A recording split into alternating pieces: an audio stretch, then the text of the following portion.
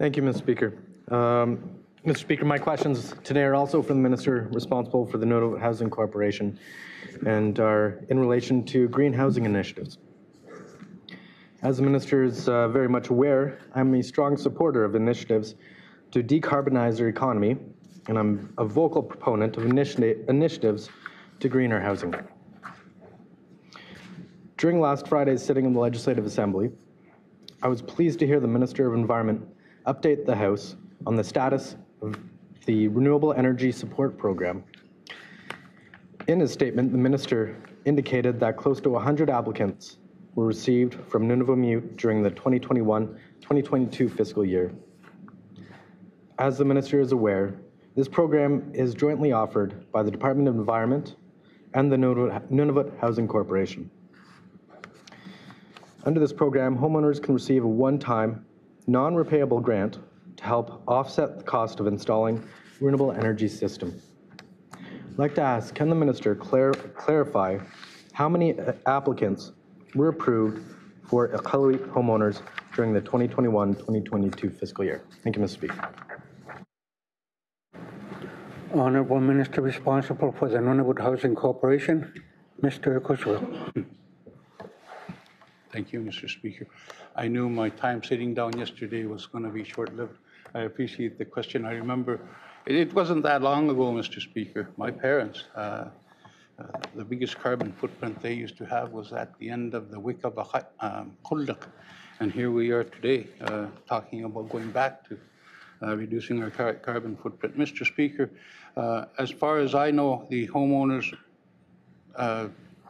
that applied for the Renewable Energy Program in Iqalummiut, all three of them were approved for this program, Mr. Speaker. And I'd like to advise my colleague and people out there that we are still accepting applicants for this year. Thank you, Mr. Speaker. For supplementary, Mr. Lightstone. Thank you, Mr. Speaker, and I'd like to thank the Minister for that response. I also support the Minister's encouragement to inform homeowners of this program, and as well as applying for this. Mr. Speaker, green housing initiatives are an important element of our public housing program. As the Minister will recall, the Nunavut Housing Corporation's most recently tabled annual report indicated that, and I quote, "We're also reaping the benefits of low carbon energy funding. It is being used to install more than 1,200 windows and 400 doors in 2020-2021. Energy efficiency is key to ensuring that we can afford the operating costs on our housing units as our supply increases, as well as reducing greenhouse gas emissions." I'd like to ask, can the Minister indicate how many public housing units in Iqalummiut benefited from this initiative during the 2021-2022 fiscal year? Thank you, Mr. Speaker.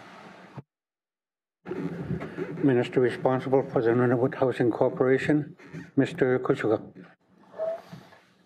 Again, I thank my colleague for the question.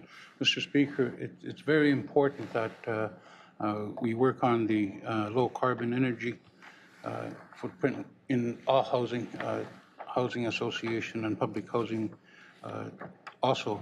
In Iqalummiut, Mr. Speaker, there was 3 targets. We had target 1, target 2, and target 3. If there was a target 4, I'm sure we would have called it target 4.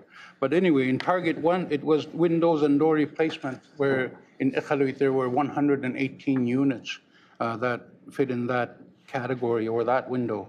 On target 2, which is hot water tank replacements, 2 units were dealt with through that.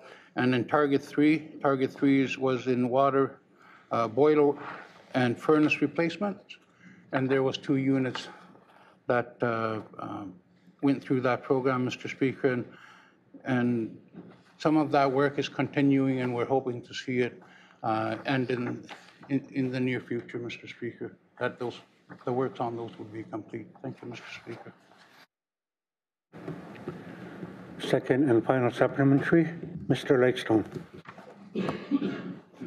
Thank you, Mr. Speaker. And again, I'd like to thank the Minister for that response.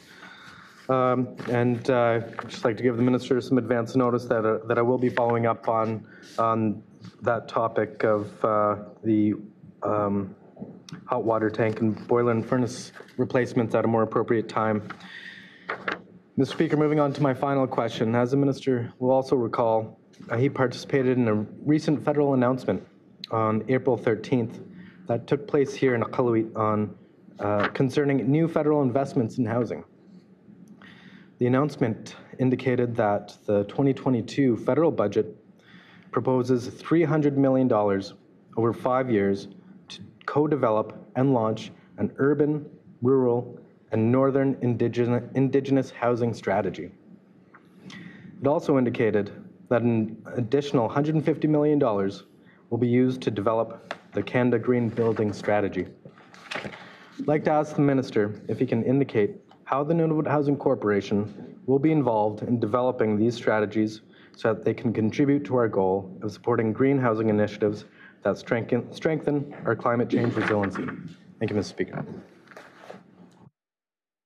Minister responsible for the Nunavut Housing Corporation, Mr. Iqalummiut.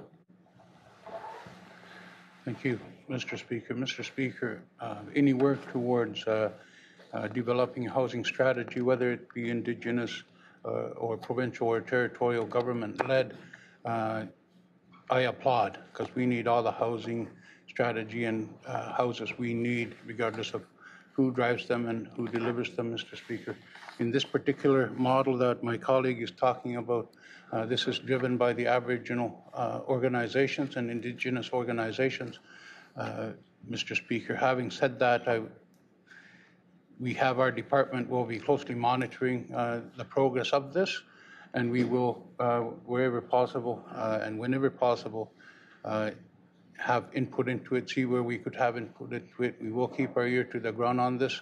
Mr. Speaker, in the latter part of June, I will be participating in a meeting with my provincial, federal, and territorial counterparts on housing.